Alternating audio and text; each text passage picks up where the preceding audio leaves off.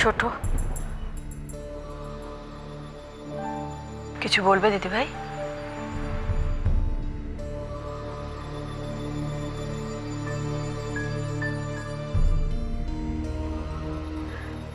ছোট, আমাদের এই বসার ঘরটাকে এত ফাঁকা আমি আগে কখনো দেখিনি।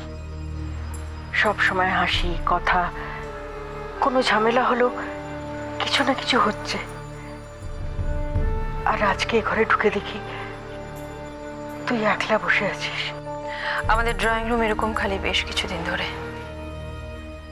সবাই যে যার মতন করে ব্যস্ত, কিন্তু আমি তো সবাইকে নিয়ে থাকতে জানি। আমার সময় কি করে কাটে বল? তার উপর অব্র আর ঝিলমিলের অনেক সমস্যা। আমি মেয়েটার মুখের দিকে তাকাতে পারি না। চিন্তায় চিন্তায় আমার মাথা টিপটিপ করে। এই না বড় মা, একটুখানি চা খাও, দেখবি মাথা ধরা একদম কমে যাবে।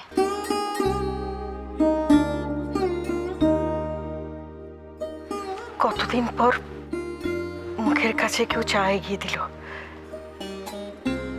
না হলে এখন তো জল গড়িয়ে দেওয়ারও কেউ নেই। অনেকদিন পর তোমার হাতের দুধ চা খাবো কনক। ঠিক আছে বড় মা, আজ থেকে রোজ তোমাকে চা খাওয়ানোর দায়িত্ব আমার।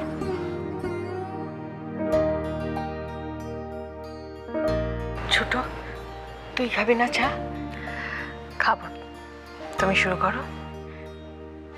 ঠান্ডা করে ফেলিস না।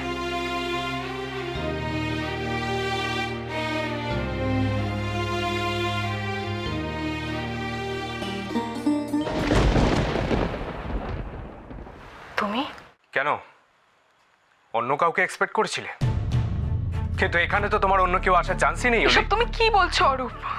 কেন এরকম হেয়ালি করে কথা বলছো তুমি? আরো স্পষ্ট ভাষায় শুনতে চাও তুমি? দেখো অরূপ, তোমার যদি সত্যি আমাকে কিছু বলার থাকে, কিছু প্রশ্ন করার থাকে, সেটা তুমি আমাকে ডিরেক্টলি করো। আমি একদম সত্যি কথা বলছি। আমার লাইফে তোমার কাছ থেকে লুকোনোর মতো আর কিচ্ছু নেই। তুমি কোনো ভুল ধারণা মনের মধ্যে এভাবে বসে রেখে আর কষ্ট পেও না, আর আমাকেও কষ্ট দিও না। ভুল হবে কেন? কেন ভুল হবে? সবকিছু তো দিনের আলোর মতো সবার কাছে পরিষ্কার। আমাদের তো প্রাইভেট লাইফ বলে কিছুই নেই, সবাই সবটাই জানে। প্লিজ চুপ করো অরূপ, তুই বলছো তুমি এসব। আচ্ছা ঠিক আছে, তুমি আমাকে কষ্ট দিতে চাও তো দাও, যত খুশি কষ্ট দাও, আমি সব সহ্য করে নেব। কিন্তু নিজেকে এভাবে কষ্ট দিও না, নিজেকে শেষ করার কথা ভেবো না। আমাকে কথা দাও, ভাববে না এসব। অরূপ, তুমি একটিবার আমার কথা শোনো, আমি শুধু তোমাকে ভালোবাসি। মিথ্যে কথা, মিথ্যে কথা। তুমি শুধু ছোট মার কথায় আমাকে বিয়ে করেছো। আমাকে কোনোদিনও তুমি ভালোবাসতে পারোনি, কারণ দিনের পর দিন আমার সাথে অভিনয় করে গেছো তুমি। কেন এসব বলছো অরূপ? কে তোমাকে এই সমস্ত কথাগুলো বলেছে? বৌরানী, তাই তো? ও আমার বিরুদ্ধে তোমাকে এইসব কথা বলেছে, তাই তো?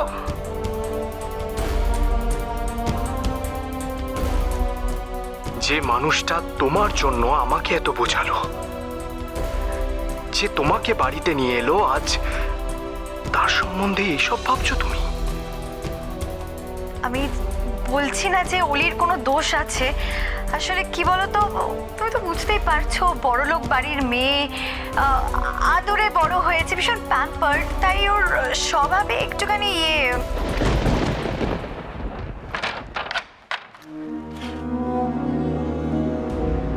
এটা কি করছো অরূপ? কি হয়েছে তোমার? ভুল বুঝেছিলাম তোমাকে, তাই সেই ভুলটা আজ ঠিক করে নিতে চাই। মানে? আজ নিজের মনের মতো করে তোমাকে সাজাবো। সাজাবে? কেন?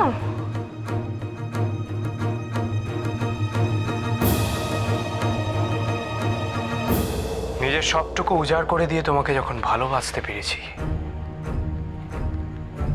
নিজের মনের মতো করে তোমাকে সাজিয়ে দেখি।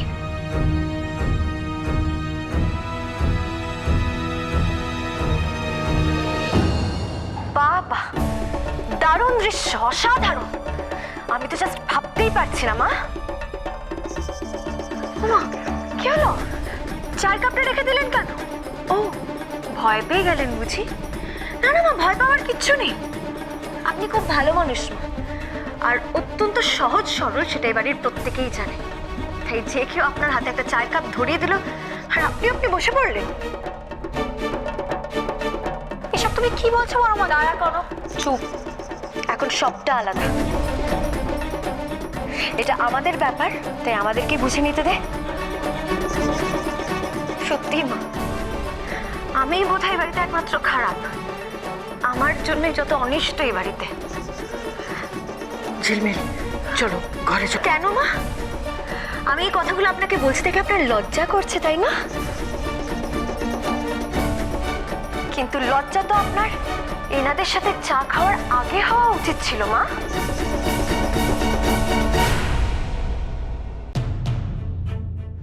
আমার চা খাওয়া নিয়ে তোমার যত সমস্যা তো ঝিলমিল, আমি তো চাটা খেলাম না, তোমার সামনেই তো রেখে দিলাম। নির্ঘাত আমি দেখে নিলাম দেখে, নাহলে আপনি তো। কেন একটা সামান্য ব্যাপারকে এত বড় করে দেখছো ঝিলমিল? আবার কি শুরু হয়েছে এখানে? তুমি এসব কি বলছোটা কি ঝিলমিল? যেটা সত্যি আমি সেটাই বলছি অব্র। কোনো ভদ্রবাড়ির বউ এভাবে কথা বলে না ঝিলমিল। আর কোনো ভদ্রবাড়ির বউয়ের সঙ্গে এটা হয় না যেটা আমার সাথে হয়েছে। অব্র, তুই ঝিলমিলকে নিয়ে ঘরে যা, নাহলে আবার একটা সিন ক্রিয়েট হবে। আমার মায়ের সাথে কিছু কথা আছে, আর যতক্ষণ আমি সেটা বলছি আমি এখান থেকে কোথাও যাব না।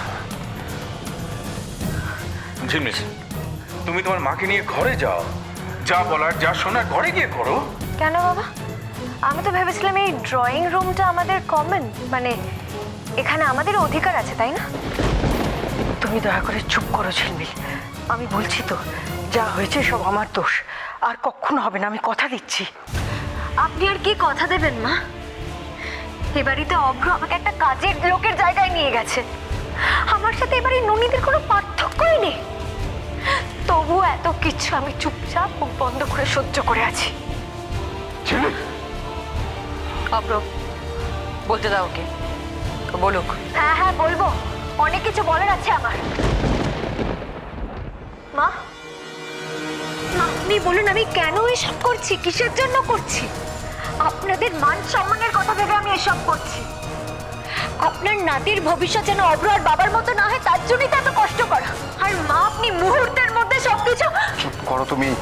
অব্র, আমি খুব কষ্টেই কথাগুলো বলছি, আর তুমিও ভেবে দেখো আমি একটাও বাজে কথা বলছি না। আলাদা হয়েছে যখন আলাদাই থেকো, অন্যের এটো কাটা খেয়ে থেকো না প্লিজ।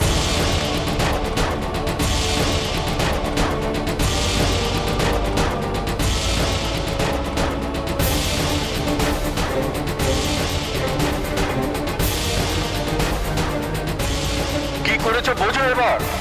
বুঝতে পারছো তো যে ভাগাভাগি এত সোজা নয়? এখনো সময় আছে, মাথাটা ঠান্ডা করে একটু ভেবে দেখো।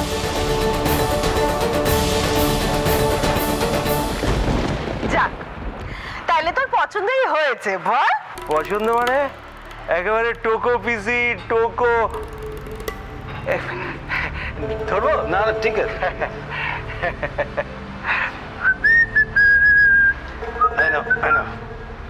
ভাইপোর আশা থেকে দেখছি পিসির তো আজের অন্ত নেই। মাংস, দই, মিষ্টি, ধরো ধরো ধরো ধরো।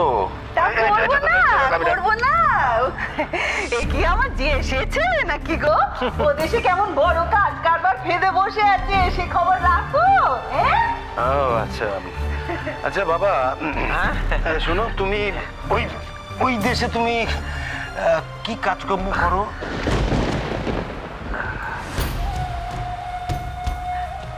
কি হলো বলো? কিরে, বল না, তোর পিসুকে বল না, বল কি কাজ কারবার করিস ওকে নিয়ে? কি কি কি?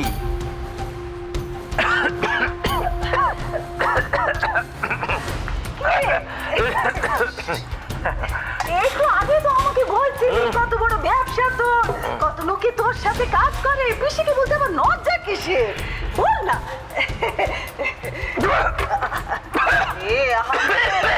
আরে আরে, ছেলেটা বিশাল খেলো গো। নিশ্চয়ই কেউ আমার ছেলের কথা মনে করছে। তা করবে না, কখনো কি ওর মুখ দিকে তাকিয়ে কাজ কারবার করে, ব্যবসা করে? আরে আরে, নে নে নে নে, জল খা জল খা জল খা, জল খা কি নে, জল খা। ভীষণ খেয়েছে গো,